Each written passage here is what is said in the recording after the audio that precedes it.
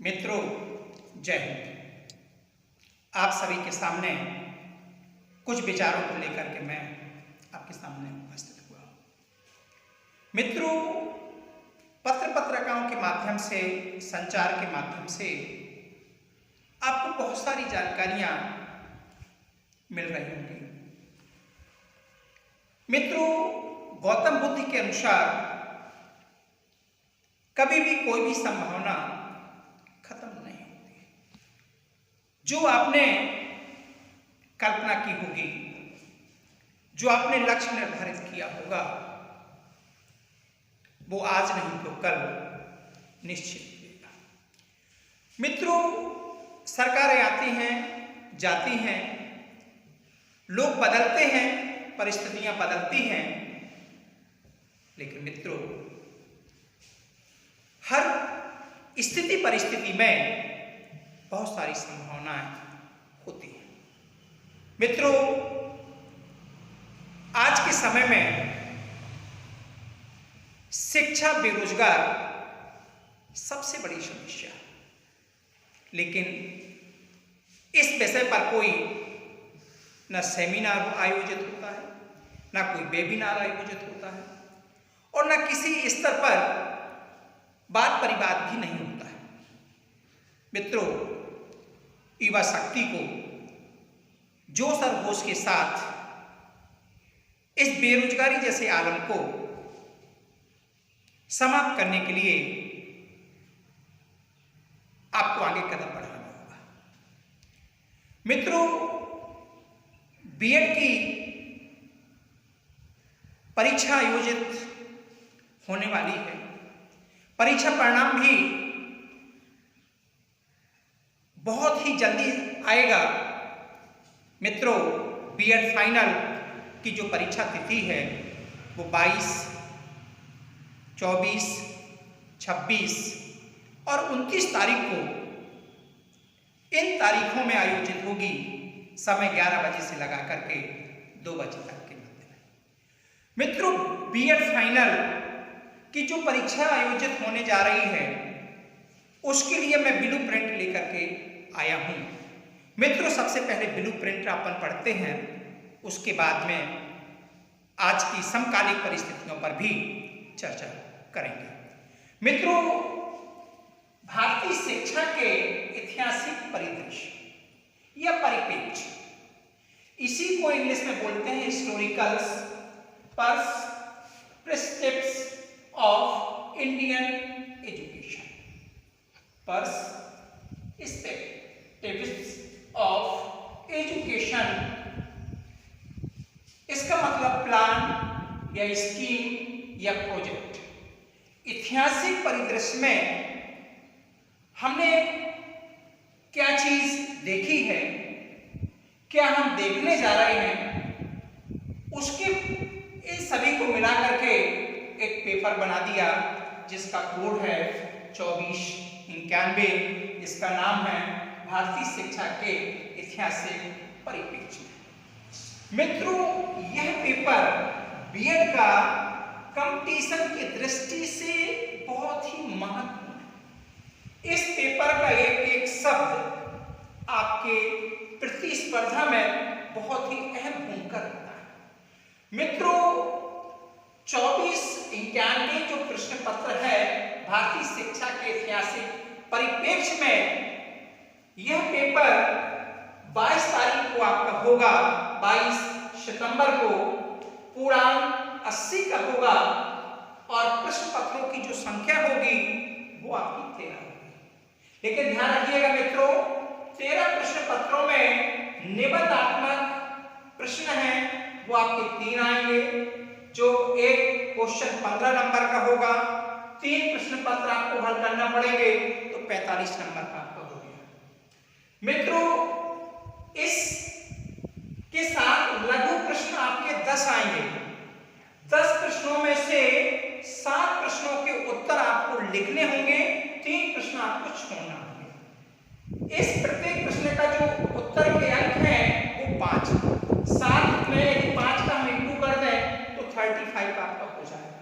45 आपका पहले से हो गया। टोटल यदि करेंगे तो आपका मित्रों, घबराने की कोई जरूरत नहीं है। सबसे पहले आपको 3 निबंधात्मक क्वेश्चन के उत्तर आपको लिखना होंगे। तत्पश्चात आप लघुत्तरीय प्रश्नों के उत्तर आपको लिखना है। लघुत्तरीय प्रश्नों की जो संख्या होगी 10 होगी, उसमें से आपको 7 करना होगा। मित्रों, इन प्रश्नों के उत्तर कैसे लिखा जाना है, कौन से निबंधात्मक क्वेश्चन आ सकते हैं, किसकी संभावना है, इस पर हम चर्चा करेंगे। आइए मित्रों, इस पेपर को हम 2 भागों में बांटते हैं मित्रों। एक स्वतंत्रता पूर्व शिक्षा है, दूसरा है स्वतंत्रता के पश्चात आपकी शिक्षा। मित्रों, ये पेपर 5 यूनिट में डिवाइड है। इस 5 यूनिट में जो लघु प्रश्नों के रूप में आपके आएंगे वो निम्न टॉपिक पर निश्चित ही क्वेश्चन आएगा। मित्रों, सबसे पहले देखें आप, वैदिक शिक्षा, मुस्लिम शिक्षा, बौद्ध शिक्षा, जैन शिक्षा और आधुनिक शिक्षा। मित्रों, वैदिक शिक्षा और मुस्लिम शिक्षा में क्या सामंजस्य है? मुस्लिम शिक्षा, बौद्ध शिक्षा और जैन शिक्षा से किस प्रकार से अलग है, इस पर आधारित प्रश्न आपका है। मित्रों, तीनों को मिलाते हैं हम, वैदिक शिक्षा, मुस्लिम शिक्षा और बौद्ध शिक्षा को, उसकी तुलना हम आधुनिक शिक्षा से करेंगे तो हमारा एक निबंधात्मक प्रश्न कंप्लीट हो जाएगा। मित्रों, जो निबंधात्मक क्वेश्चन आना है, एक आपकी स्वतंत्रता पूर्व शिक्षा पर आधारित प्रश्न होगा। प्रश्न क्या होगा? वैदिक शिक्षा, मुस्लिम शिक्षा, बौद्ध शिक्षा में क्या समानता है या क्या असमानता है? दूसरे शब्दों में यदि मैं कहूं आपसे कि वैदिक शिक्षा, मुस्लिम शिक्षा और आधुनिक शिक्षा की विशेषताएं लिखिए। मित्रों, नेक्स्ट जो महत्वपूर्ण है, जब हमारा देश ब्रिटिश शासन के अधीन में था, मित्रों, उस टाइम पर जो सबसे महत्वपूर्ण पत्र था वो था वुड्स का घोषणा पत्र 1854। इससे संबंधित एक प्रश्न 100% आएगा। मित्रों, बुनियादी शिक्षा महत्वपूर्ण शिक्षा थी जो महात्मा गांधी के द्वारा बनाई गई थी। इस बुनियादी शिक्षा को बेसिक शिक्षा भी कहते हैं। इस शिक्षा पर आधारित प्रश्न भी परीक्षा में आएगा। मित्रों, शिक्षा के क्षेत्र में, अंग्रेजी शिक्षा के क्षेत्र में लॉर्ड कर्जन का और लॉर्ड मैकाले का बहुत ही महत्वपूर्ण योगदान है। लॉर्ड कर्जन और लॉर्ड मैकाले के द्वारा ही हम अंग्रेजी पद्धति की ओर अग्रसर हो गए। अर्थात यूं कहिए कि आज जो भी इंग्लिश मीडियम के स्कूल चल रहे हैं, यह लॉर्ड कर्जन और लॉर्ड मैकाले का योगदान है। मित्रों, शिक्षा नीति 1968, 1986 पर आधारित भी प्रश्न आपके होंगे। मित्रों, यहां निबंधात्मक प्रश्न की बात मैं करता हूं तो एक प्रश्न आपका प्रारंभिक स्वतंत्रता पूर्व शिक्षा पर आता है। वैदिक शिक्षा क्या है, इसका पाठ्यक्रम क्या था, इसकी विशेषताओं पर प्रकाश डालिए। यहां पर वैदिक शिक्षा पर निबंधात्मक क्वेश्चन आ सकता है। मित्रों, नेक्स्ट आपका नई शिक्षा नीति पर आधारित प्रश्न भी आएंगे। राइट ऑफ एजुकेशन एक्ट से संबंधित भी एक प्रश्न पूछा जाएगा।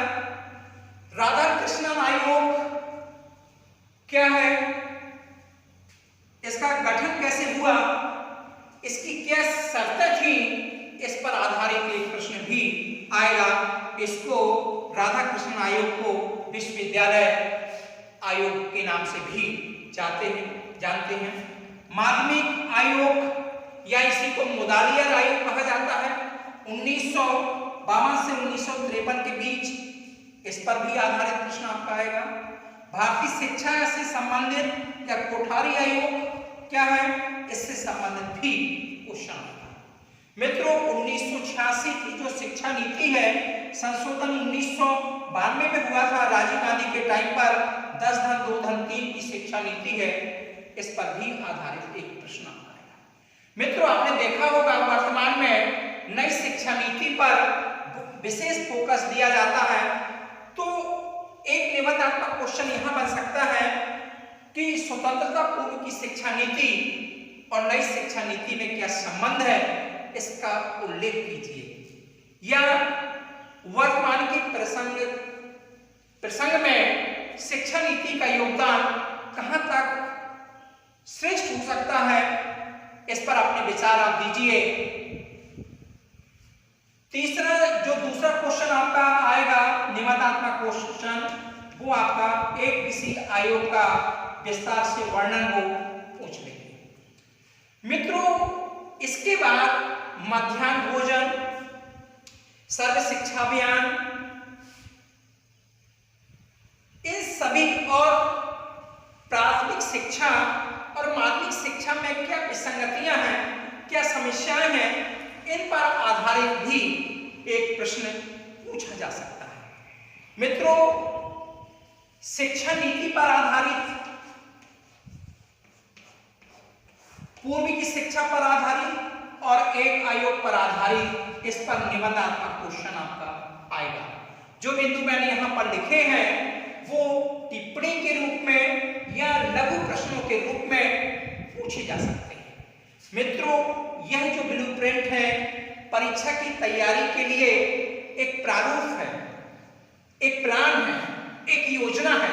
यदि आप इन महत्वपूर्ण बिंदुओं को यदि आप पढ़ लेते हैं तो स्वाभाविक है कि भारतीय शिक्षा के ऐतिहासिक परिप्रेक्ष्य का जो प्रश्न पत्र है उसको आप बड़े सहज ढंग से, सरल ढंग से आप अंकों को अधिक प्राप्त करने में यह सहयोग प्रदान होगा। मित्रों हमारा कर्म पढ़ना है, हमारा कर्म लक्ष्य प्राप्त करना है। यदि आप निरंतर लक्ष्य की ओर आप ध्यान रखेंगे तो आने वाले समय में कभी न कभी तो ये संकट के बादल छटेंगे और स्वाभाविक ही लक्ष्य हमको दिखाई देगा और दौड़ करके हम उसको प्राप्त कर लेंगे। धन्यवाद। जय हिंद।